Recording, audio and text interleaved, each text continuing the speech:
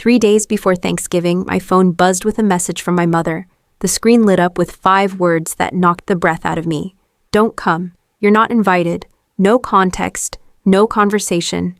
Just that. I stared at the screen from my glass-walled office overlooking the Pacific. Below me, waves curled onto the sand with lazy grace. Guests sipped cocktails by the infinity pool. Couples laughed barefoot in the dusk. The sun poured gold onto every surface of Seaglass Haven, the resort my family still believed was just their annual getaway. My resort. I sat still for a long moment, letting the irony land. The Carsons had spent every Thanksgiving here for the past 18 years. They called it our little slice of paradise. They had no idea whose name was on the deed now. A second message pinged. We're arriving Wednesday. Same villas, same plan. At least one thing still feels normal. That one thing, the place they clung to as a symbol of legacy, tradition, and status, was now the one thing they no longer controlled. I'd bought Seaglass Haven a year ago through my holding company, with help from the one family member they'd long cut off, Aunt Lily. Not that they ever asked what I was doing. To them, I was just the one who walked away, the nonprofit girl who wasted potential. They never knew what I built when I left. And now, they didn't even think twice before banning me from Thanksgiving. Like I was still 16 and voiceless. I set my phone down carefully. Then I pressed a button on my desk phone. Sarah, I said evenly. Can you pull up the Carson family's reservation file? Already done, Miss Carson, my assistant replied. 3 beachfront villas, full service, 2-week stay, just like every year. Thank you, I said, leaning back in my chair. The view stretched wide and calm, but something inside me had shifted. I wasn't going to reply to my mother's text. Not yet. The Carsons had rituals, grand polished ones. Thanksgiving was always the pinnacle. Seaglass Haven. 3 beachfront villas, private chefs, matching linen outfits for family portraits taken at golden hour. Every detail choreographed for a photo album that said, "We have it all together." But the truth was always edited out. I remembered being 16, standing off to the side as my sister Rachel instructed the photographer to crop me tighter to make sure her designer heels were in frame. I'd laughed too hard during the toast. I'd worn the wrong shade of beige. I never quite fit the aesthetic. They never said I didn't belong, not directly. But over the years, the message became clear: I was tolerated. The artsy one, the bleeding heart, the one they were privately embarrassed by at fundraisers. Last Thanksgiving was the breaking point. I'd brought a proposal to the Family Foundation Board, an initiative to allocate just 10% of our annual budget to fund transitional housing and job training for women leaving abusive situations. My father had read the packet in silence, then looked up with a disapproving sneer.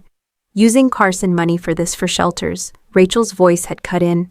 It's noble, Emily, but that's not what our foundation is about. We support culture, my mother said, folding her napkin with slow precision. Museums, the symphony, institutions that reflect our values. I'd argued about responsibility, about privilege, about doing something that mattered. And then Adam, always the last to speak, had delivered the final blow. You sound just like Aunt Lily.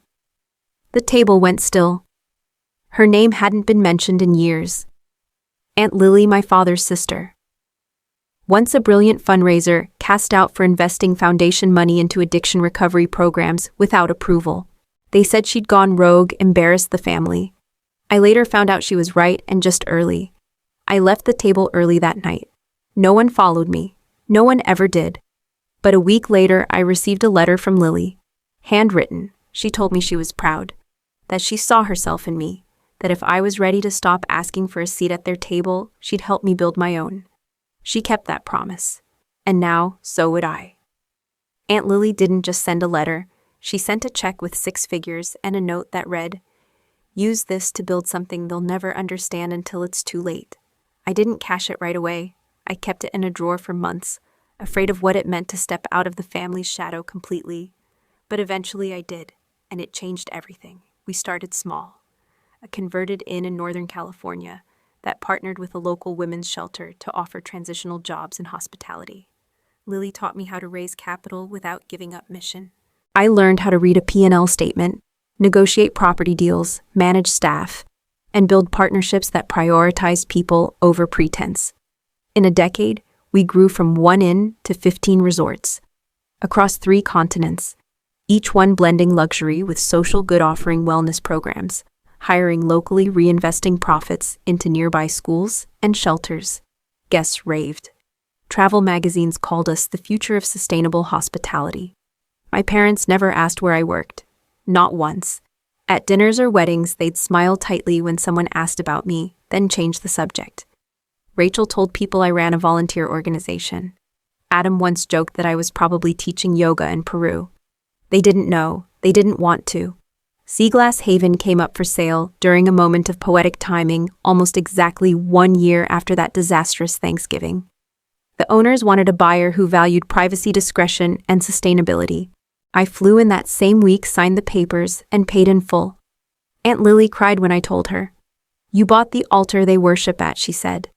"Now let's see what kind of gods they really are." It was easy to stay invisible. The resort kept its name, its traditions, its staff. I let the Carsons keep coming because I wasn't ready yet. Not until I got that text this week. Not until they pushed me out of a place they never realized they were only borrowing. They never saw me, but soon they would. The group chat lit up again. Rachel packing the good heels for Seaglass. Can't wait for my annual oceanfront reset, Adam. As long as they don't run out of the imported rosé again. Rachel, true. That was almost a tragedy. Mom excited for tradition. Even if someone decided to remove herself from the family this year. I stared at the screen. My thumb hovered over the mute button. Then came the kicker. Rachel. At least we won't have to hear another TED Talk about impact investing while I'm trying to enjoy my scallops. I let out a breathless laugh. Not angry, just done. For years I'd told myself I didn't care. That staying quiet was maturity. That building in silence was noble. But this wasn't silence anymore. This was erasure. I turned back to my desk and picked up the phone. "Sarah," I said. Voice calm. "Can you connect me to James Stevens?" Moments later, his voice came through chipper as ever. "Ms. Carson. What can I do for you? The Carson family has a reservation starting Wednesday," I said. 3 villas, 2 weeks full-service package. Cancel all of it. There was a pause. "The entire reservation?" "Yes. Every villa, every amenity. Remove them from the system." Another beat of silence. "Ma'am, they've been coming here for years.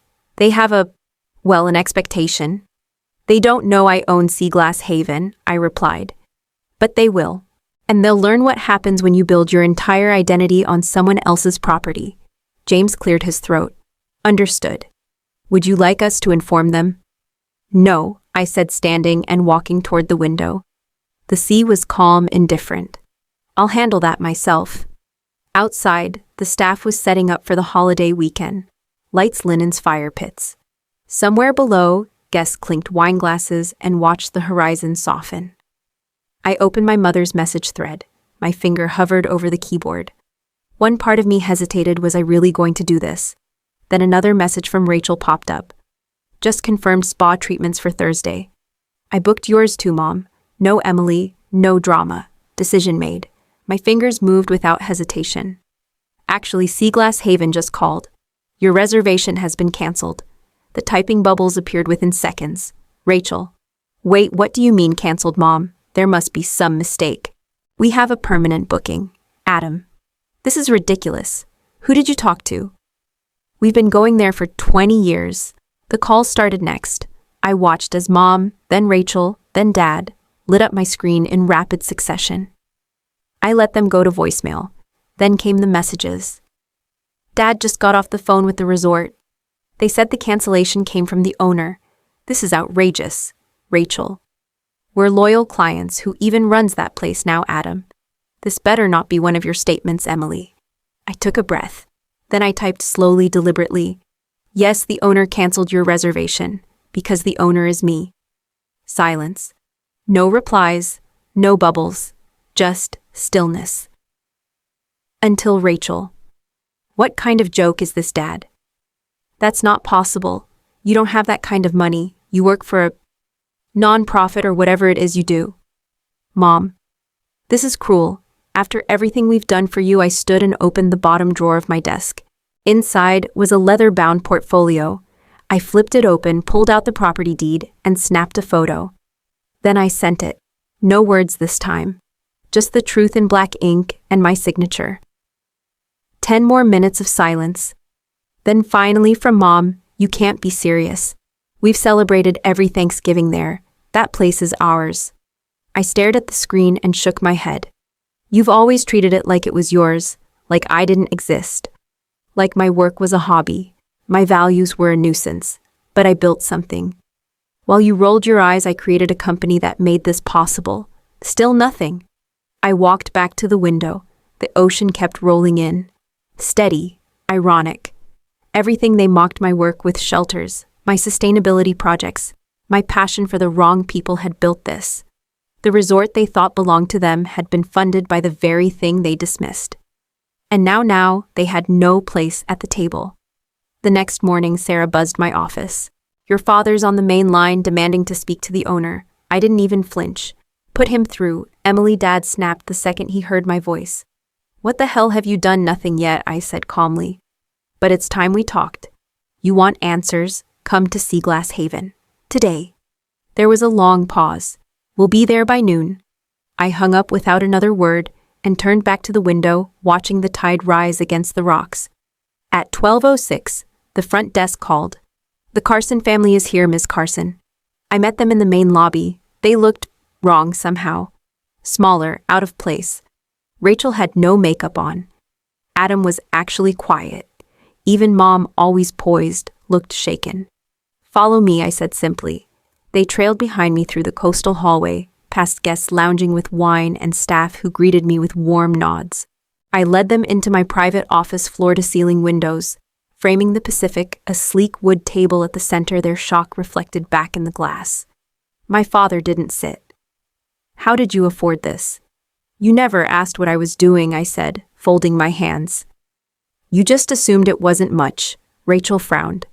"You built all this?" "Alone, no," I replied. "I had help." I tapped the tablet on my desk. The wall screen flickered on. Aunt Lily's face appeared, smiling, radiant. "Hello, everyone." My mother stumbled back a step. "Lily, you're part of this," proudly she said. "I helped Emily buy this resort. I believed in her when none of you did." "You helped her take our place away," Dad said, voice rising. "It was never yours," Lily said coolly. "You spent years parading around this resort, never realizing whose vision built it." Rachel looked down. Adam's jaw tightened. "I invited you here not to humiliate you," I said, standing, "but to show you what I built when you stopped looking." I let the silence sit, let it sting. Because this wasn't revenge. It was revelation, and it was far from over. No one spoke for a full 30 seconds. Then Rachel broke the silence. "You said you built a company. What does that even mean?" "Like a boutique hotel chain," I smiled faintly. "It's called the Carson Impact Group. 15 resorts across 3 continents, all profitable, all sustainable, all created with a social mission." Dad scoffed. "You mean charity?" "No," I replied evenly. "I mean business, real thriving business, that also happens to change lives." I walked to the console and tapped the screen again. Numbers and images filled the wall. Revenue charts, employment data, community investments. Faces of real people flickered by housekeepers, turned managers, single mothers, now owning homes, graduates from our education programs, holding up diplomas. Every resort employs locals. We partner with shelters, vocational schools, rehab centers. We help people rebuild while providing 5-star service.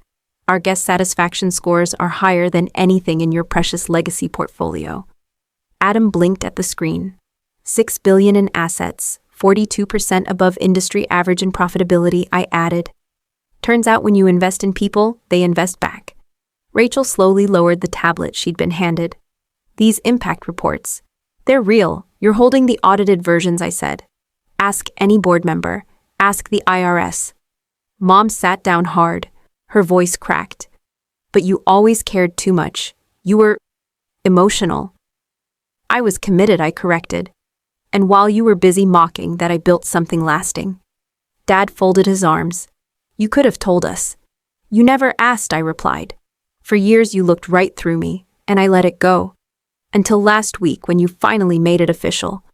They looked stunned, almost fragile. And still, I wasn't angry. I'm not here to make you grovel, I said. But I want you to see what success can look like when it's not built on exclusion or ego. I want you to understand that a legacy isn't measured in square footage or donor plaques. I turned to face the window again. It's measured in people, in change, in the lives you're willing to lift up, not step over. And for once, none of them had anything to say. I let them sit with it, my parents, my siblings, absorbing numbers they never expected from the daughter they once dismissed as too soft. Then I spoke slowly. Tomorrow we're hosting Thanksgiving dinner here at Seaglass Haven. Dad lifted his head. You're still doing the holiday, yes, I said. But it's not just for guests anymore. Our staff and their families are coming. So are families from the shelters we partner with, students from the education programs, volunteers, mentors. It's open to anyone who needs a seat at the table. Rachel's brow furrowed. And you're inviting us. I'm offering you a choice, I said. You can come. But not as royalty, not as the center of the universe. They all looked at me, startled, unsure. If you show up, I continued, you'll serve food beside the people you once ignored. You'll sit beside someone whose name you've never cared to know. You'll listen more than you speak. Mom opened her mouth to respond, then closed it again. This isn't revenge, I said, quieter now. It's a second chance, a chance to be part of something better than performance. But it only works if you come ready to change. Aunt Lily's voice returned softly from the screen. Transformation doesn't happen on your terms. It starts when you let go of the version of yourself you protected for too long. No one gave an answer, but I could see it, the flicker in Rachel's eyes, the tension in Adam's jaw. The way Mom clutched her purse a little tighter. They hadn't decided yet, and that was fine, because for the first time in our family's history, the invitation was on my terms. Thanksgiving morning dawned soft and golden, the kind of coastal light that makes everything look forgiving. I was already at the outdoor terrace when I saw them, my family, walking up the stone path. No designer bags, no matching outfits. Just simple clothes, quiet steps, uncertain eyes. They'd come. I met them near the buffet line. You're early, I said. We didn't want to make an entrance, Dad replied, eyes cast downward. That was new. Mom offered a small nod. We're here to help, if that's still okay. I handed them aprons. We're plating with the kitchen team. You'll rotate between stations. And yes, everyone does dishes. They didn't argue. As the afternoon unfolded, something I never expected began to happen. Rachel kneeled beside a little girl at the craft table, carefully helping her tie ribbons to a thank you card. Adam passed out hot cider to volunteers and spent nearly 20 minutes chatting with one of the shelter coordinators. Even my father, the man who once said people like that didn't belong in our spaces, refilled trays without being asked. No cameras, no speeches, no performance. Just people laughing, eating, sharing stories around long communal tables strung with autumn lights. I watched them from across the lawn as one of our employees told Mom how this dinner had become a tradition for her family, the only holiday meal they looked forward to all year. Mom nodded, eyes glassy. Maybe it wasn't full understanding, not yet, but something had cracked open, and for the first time in years, I didn't feel like a stranger among them. Not because they changed who they were overnight, but because they finally came willing to try. Spring came early in Carmel that year. The wind felt softer, the waves quieter. Or maybe I was finally still enough to notice. Seaglass Haven had just hosted our first full summit on sustainable tourism industry leaders, community partners, and former critics, now eager to learn. And standing at the podium to open the event, Rachel. She'd joined us full-time in January, taking over the education initiatives. She'd built a mentorship program for girls from underfunded schools. The same girl who once rolled her eyes at my nonprofit ideas was now writing grants and chasing impact metrics. Adam had followed suit, surprising everyone, most of all himself. He now ran our community outreach programs, building relationships with local shelters and rehabilitation centers. He told me last week, turns out people have better stories than spreadsheets. Even our parents, Charles and Diane, had begun showing up not just at the events, but with pride. Mom had taken to telling friends our daughter is reshaping hospitality. And for once, I didn't hear the edge of apology in her voice. Of course not everything was perfect. There were still rough dinners, awkward pauses, but there was also effort. An effort I'd learned was love in motion. A journalist had come last month to interview me for a feature on women entrepreneurs redefining legacy. She'd asked gently, "Why didn't you just walk away after everything they did? Why not cut them off completely?" I thought about it for a long moment, then said, "Because revenge is easy. It burns fast, looks sharp, and leaves everyone cold. But transformation, that takes work, patience, boundaries, but it changes everything." She looked at me like she didn't quite believe it, so I showed her a photo. Thanksgiving just a few months ago, my family side by side with shelter residents laughing over shared pie. Aprons on sleeves rolled up. The Carsons had finally arrived not as guests of honor, but as people willing to learn. And maybe that was the legacy, not the resort, not the empire, but becoming someone they could never ignore again.